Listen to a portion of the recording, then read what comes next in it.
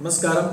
அடியார்கள் வாழ ரங்கன் நகர் வாழ சிறுகோப்பன் தன் தமிழ்நூல் வாழ கடல் சூழ்ந்த மண்ணுலகம் வாழ வாழமௌனியே இன்னும் ஒரு நூற்றாண்டு வாழியே. இந்த வீடியோவில் ரொம்ப முக்கியமான கோயில் குறித்து நான் பேச போகிறேன். திருமைச்சூர் லலிதாம்பிகை உடனுரை மேகநாத சுவாமி திருக்கோயில். திருமைச்சூர் திருவாரூர் மாவட்டத்தில் இருக்கக்கூடிய மிகச்சிறந்த இளங்கோயில். இளங்கோயில் அப்படின்னு நம்ம சொல்கிறோம் அப்படின்னா கோயில் உள்ள இன்னொரு கோயில் இருக்குது. இப்போ எப்படி நம்ம வைஷ்ணவ சமுதாயத்தில் 108 திவ்யதேசத்தில் பார்த்தீங்கன்னா ஒரே கோயிலில் 4 திவ்யதேசங்கள் இருக்கும், 4 ஆழ்வார்களால் பாடப்பட்ட ஸ்தலம் இருக்கும். அதுபோல் இளங்கோயில் அப்படின்றது உண்டு. இது மொத்தம் வந்து தமிழ்நாட்டை பொறுத்தவரையிலும் வந்து ஒரு 3 கோயில்கள் அது மாதிரி உண்டு. அது வந்து வாரூர், மெய்ச்சூர், அப்புறம் புகழூர். அதாவது திருவாரூர், திருமெய்ச்சூர், திருப்புகழூர். இது மூணுமே வந்து இளங்கோயில் அப்படின்னு சொல்லுவோம். அதாவது கோயில் உள்ள கோயில் இருக்கும். இன்னைக்கு வந்து நம்ம திருமெய்ச்சூர் பற்றி பார்ப்போம். லலிதாம்பிகை உடனுரை மேகநாத சுவாமி. இந்த கோயிலுடைய வரலாறு அப்படின்னு நீங்கள் பார்த்தீங்க அப்படின்னா நிஜமா இதனுடைய இவ்வளோ காலத்துக்கு முன்னாடி கட்டப்பட்ட கோயில் அப்படின்னு நம்ம சொல்ல முடியாது. ஏன்னா இது வந்து சூரிய பகவானுக்கு அவருக்கு வந்து சூரிய பகவான் தன்னுடைய சாப விமோசனம் அடைந்த இடம் எது அப்படின்னா திருமைச்சூர் தான். அதே போல் இந்த கோயிலில் தான் பக்ஷிராஜன் கருடாழ்வார் பிறந்த இடம் இந்த ஊரில் தான், இந்த கோயிலில் தான். அதே போல் யமன் இங்கே தான் பிறந்ததா ஐதீகம், அருணன் பிறந்ததா ஐதீகம், வாலி சுக்ரீவன் இவாள்லாம் இங்கே தான் பிறந்ததா ஐதீகம். அதனால் நம்மளால் கணக்கிட முடியாத ஒரு வரலாற்று சிறப்பு மிக்க சூப்பரான கோயில். அந்த கோயிலுடைய கட்டிட அமைப்புலாம் பார்த்தீங்கன்னா அவ்வளோ பிரம்மாண்டம். சோழ நாடுல நான் சொல்கிறேன், இந்த மயிலாடுதுறை, மாயவரம், சீர்காழி இந்த இடத்துல இருக்க கோயிலுக்கு ஈடு இணையான கோயில் எங்கேயுமே பார்க்க முடியாது.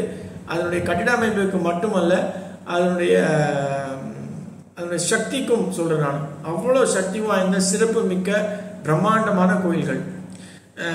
இந்த கோயில்களில் நம்ம போய் பார்க்குறோம் அப்படின்னா ஒரு வாரமோ 20 நாளோ ஒரு மாதமோ பத்தாது. நிச்சயமாக அவ்வளோ கோயில்கள் இருக்குது.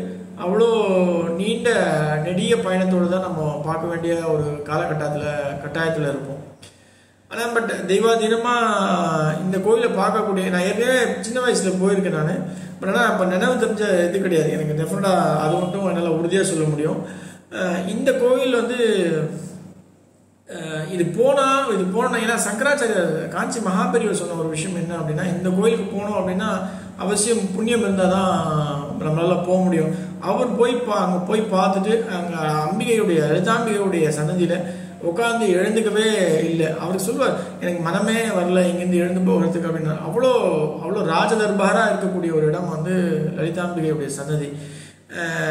லலிதாம்பிகை ஆக்சுவலாக ஸ்ரீமேருவில் ஸ்ரீசக்கரத்தில் அமர்ந்து தான் வந்து இங்கே காட்சி அளிப்பாள்.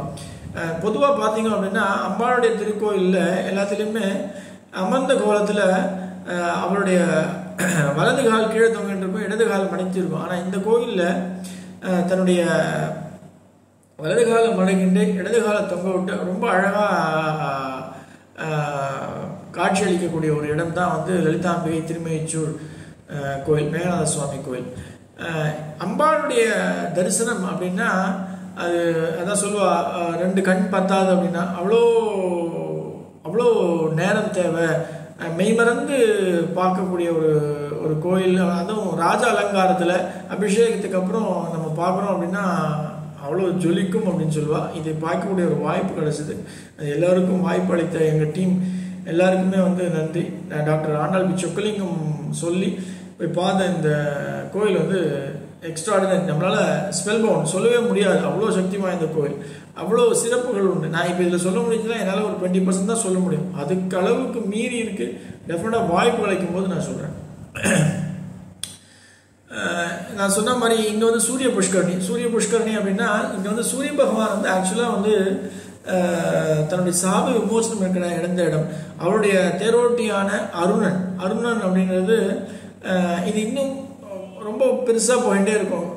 காஷ்யபனுக்கு குழந்தைகள் இல்லாதால 2 மனைவியுடன் போய் ஈஸ்வரன் கூட வேண்டி விரும்பி கேட்கும் பொழுது ஈஸ்வரன் வந்து அவள் கையில் வந்து 2 முட்டையை கொடுத்து இதில் வந்து பொறுமையாக நீங்கள் எதிர்பார்த்துருங்க, உங்களுக்கு அழகான குழந்தைகள், உலகத்தை ஆளக்கூடிய குழந்தைகள் நிச்சயமாக அதிலிருந்து உங்களுக்கு உருவாகி இருக்கும் அப்படின்னு சொல்லி கொடுத்த ஒரு இடம்தான் திருமைச்சூர். அங்கே அவள் அவசரப்பட்டு ஒரு சில விஷயங்களால் ஒரு குழந்தை வந்து பக்ஷிராஜனா பிறப்பார். அதான் பக்ஷிராஜன் தான் கருட ஆழ்வார். அவர் அப்போ தான் சொல்லுவார், விஷ்ணு பகவானுக்கு இவர் தான் கருடாழ்வாராக இருப்பார், வாகனமாக இருப்பார் அப்படின்னு சொல்லுவார் ஈஸ்வரன். அதே போல் அருணன் வந்து சூரிய பகவானுக்கு வந்து தேரோட்டியா பார்த்தசாரதியாக இருப்பார் அப்படின்னா, சூரிய பகவான் ஒரு சில காலகட்டத்தில் அருணனை வந்து கிண்டலாக கேலியாக பேசிட்டு ஈஸ்வரனை வந்து தரிசிக்க முடியாதுன்னு சொன்னதால ஈஸ்வரனுக்கு கோபம் வந்து சூரிய பகவானுக்கு வந்து சாபம் கொடுத்துருவார். நீ 7 மாதம் வந்து பொழிவு இல்லாமல் இருளோட காட்சியளிப்பா, நீ இதுக்கப்புறம் வந்து என்கிட்ட என்ன பூஜை பண்ணி தான் நீ வந்து இந்த ஒரு சாபம் விமோசனம் உனக்கு கிடைக்கும் அப்படின்னும் போது அவர் வந்து 7 மாத காலம் வந்து பொழிவு இல்லாமல் அருணன் தான் வந்து தன் ஒளியை சூரிய ஒளியை கொடுத்து உலகத்தை காத்ததா ஐதீகம். இது உண்மையும் கூட.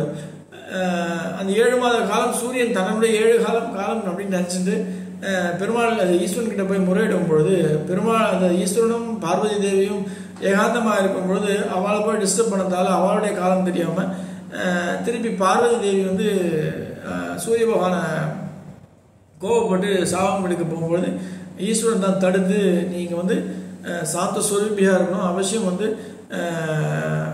உக்ரமாக இருக்கக்கூடாது அப்படின்னு சொல்லிட்டு மனோன்மணி சுரூபமாக இருந்து இந்த இளங்கோயில் நான் சொன்னதுக்கு இங்கே வந்து நீங்கள் பார்த்தீங்கன்னா தெற்கு நோக்கி பார்த்தீங்க அப்படின்னா இளங்கோயில் இன்னொரு கோயிலாக 2 பேருமே ஈஸ்வரனும் அம்பாளும் வந்து ஒன்றா வந்து காட்சி அளிப்பாள். அந்த காட்சி நீங்கள் பார்த்தீங்க அப்படின்னா ஒரு இடத்துல பார்வதி தேவி ஒரு பக்கம் பார்த்தீங்க அப்படின்னா கோபமாகவும் இன்னொரு பக்கம் வந்து இன்னொரு ஆங்கிளில் பார்த்தீங்க அப்படின்னா அப்படியே சாந்த ஸ்வரூபியாக மனோன்மணி சுரூபமாக காட்சி அளிக்கிறது ரொம்ப ரொம்ப வியப்பத்தக்க ஆச்சரியத்தக்கூடிய ஒரு விஷயம். அந்த இடத்துல வந்து நம்ம இவர் தட்சிணாமூர்த்தியுடைய சிலையும் உண்டு. அங்கே வந்து இந்த கோவிலில் வந்து 12 இது சர்ப்ப சிலைகள் உண்டு. அதாவது ஒவ்வொரு ராசிக்கும் ஒவ்வொரு சிலையாக கொடுத்துருப்பா. இங்கே நவகிரகங்கள் கிடையாது. இது நவகிரகங்கள்லாம் முன்னாடி தோன்றதில்லை, அந்த வடிவத்திற்கு முன்னாடி அமைக்கப்பட்ட ஒரு விஷயம்தான் இந்த கோயில். நான் ஏற்கனவே சொன்னேன், சூரியனுடைய பிறப்பு, அருணனுடைய பிறப்பு, பக்ஷிராஜனுடைய பிறப்பு இவாளெல்லாம் பிறந்திடும் போது கணக்கில்லாத முடியாத ஒரு ஒரு லாங் ஹிஸ்ட்ரி. அவ்வளோ அழகான சிற்பங்கள். இங்கே வந்து பஞ்சபூதத்துக்கான லிங்கங்கள் உண்டு. இங்கே வந்து என்ன விசேஷம் அப்படின்னா துர்கை ரொம்ப விசேஷம். துர்கையுடைய கையில் வந்து கிளி உண்டு. அந்த கிளி தான் வந்து இங்கே சுவாரஸ்யமே. நீங்கள் அந்த கிளி கிட்ட துர்கை கிட்ட வேண்டிக்கொண்டு நீங்கள் அம்பாளை லலிதாம்பிகையை பார்த்துட்டு நீங்கள் கோபுரம் மேலே இருக்க கிளி வந்து உங்களுக்கு பதில் சொல்லும், உங்களுடைய காரியம் பூர்த்தி செய்யறதுக்கு. நீங்கள் போய் அதை போய் பார்த்துட்டு அனுபவிச்சுட்டு வாங்க, நிச்சயமாக உங்களுடைய தேவைகள் எல்லாமே பூர்த்தி செய்வா அம்பாள். இந்த கோயிலுடைய மிக மிக மிக முக்கியமான சிறப்பு அப்படின்னா 2 விஷயங்கள் உண்டு. ஒன்று, லலிதாம்பிகை போட்டு இருக்க காலில் கொலுசு. அதே போல் இந்த கோயிலில் இப்போ சூரியனுக்கு சாப விமோசனமான அந்த உத்தராயண புண்ணிய காலத்தில் ரதசப்தமி அன்னைக்கு அவர் பண்ணுகின்ற அந்த அபிஷேகம், அலங்காரம், அம்பா அங்கே விநியோகம் பண்ணக்கூடிய சக்கர பொங்கல், தயிர் சாதம், புளியோதரை. இது எதுக்கு நான் ஸ்பெசிஃபிக்காக சக்கர பொங்கல் புளியோதரை சொல்கிறேன்னா, ரத்தசப்தமி அன்னைக்கு பிறப்பு அழகக்கூடிய ரொம்ப விமர்சையாக நடக்கக்கூடிய ஒரு விஷயங்களில் அவள் வந்து கிட்டத்தட்ட 200 கிலோ அரிசியில் வந்து புளியோதரை, 200 கிலோ அரிசியில் தயிர் சாதம், 200 கிலோ சக்கர பொங்கல், இது 3 புளியோதரை, சக்கர பொங்கல், தயிர் சாதம் படைச்சி அம்பாளை அபிஷேகம் அலங்காரம் பண்ணி நேர வச்சு அந்த சக்கர பொங்கலில் பள்ளம் பண்ணி அதில் 2 டின் நெய்யை குத்தி அந்த அம்பாளுடைய பிம்பத்தை அதில் வந்து வர வச்சு ரிஃப்ளெக்ஷனை வர வச்சு எல்லாம் பார்ப்பா. இதில் என்ன ஐதீகம் என்ன அப்படின்னா, இதில் யார் வந்து அந்த பெருமாள் அம்பாளுடைய பிம்பத்தை பார்க்குறாளோ அவளுக்கு மறுபிறவி கிடையாது அப்படின்றது தான் உண்மை. அதான் சத்தியமும் கூட.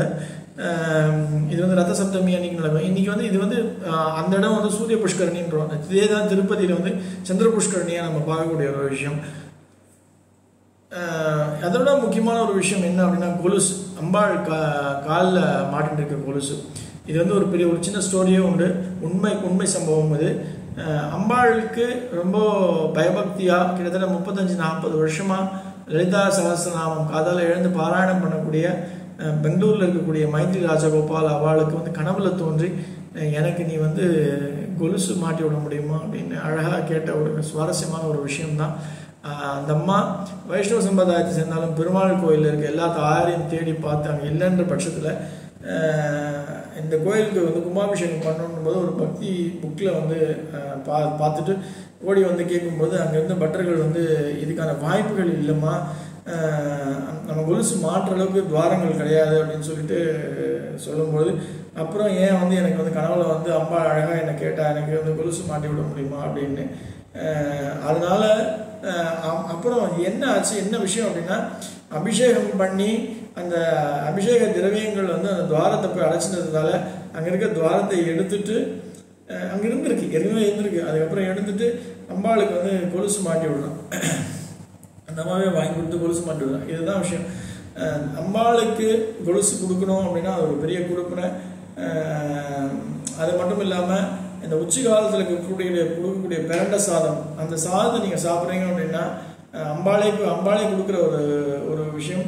எவ்வளோ பெரிய உயிர்கொல்லி நோயாக இருந்தாலும் அது வந்து அம்பாள் லலிதாம்பிகை உங்களுக்கு வந்து பூர்த்தி உங்களுக்கு நல்லது பண்ணி கொடுப்பா அப்படின்றது தான் என்னுடைய சூட்சமும் கூட. அவசியம் திருவாரூர் போகிறீங்க அப்படின்னா லலிதாம்பிகையை பார்த்துட்டு வாங்கும். அதுவும் வந்து இதெல்லாம் வந்து ஒரு நாள் பத்தாது, லலிதாம்பிகை மட்டுமே வந்து உங்களுக்கு ஒரு நாள் பத்தாது அவசியம். இது கூட முக்கியமான ஒரு விஷயம் என்ன அப்படின்னா, கார்த்திகை மாதத்தில் 21 27 தேதிக்குள்ள சூரியனே வந்து அழகாக உள்ள பிரவேசித்து நம்ம எப்படி போகிறோமோ அது மாதிரி ஈஸ்வரன் மேலே மேகநாத சுவாமி மேலே படும். சூரியன் வந்து ஆக்சுவலாக வந்து இவருக்கு ஏன் மேகநாத சுவாமின்னு பேர் அப்படின்னா, யானை மேலே உட்கார வச்சு லிங்கத்தை எடுத்துன்னு போய் மேலே வந்து பூஜை பண்ணதால தான், மேகம் கிட்ட போய் பூஜை பண்ணதால தான் மேகநாத சுவாமி அப்படின்ற ஒரு பேருன்றது ஐதீகம். இதுதான் இந்த கோயிலுடைய சிறப்புகள். இது மட்டும் இல்லை, எக்கச்சக்கமான விஷயங்கள் உண்டு. இது குறித்து நம்ம நிச்சயமாக வர வீடியோக்களில் பார்ப்போம். நன்றி. ஆழ்வார் ஆச்சாரியன் எம்பெருமானார் ஜியர் திருவிலே சனம் ஆண்டாள் பிச்சொக்கலை கப்பிலே சனம் சனம் சனம்.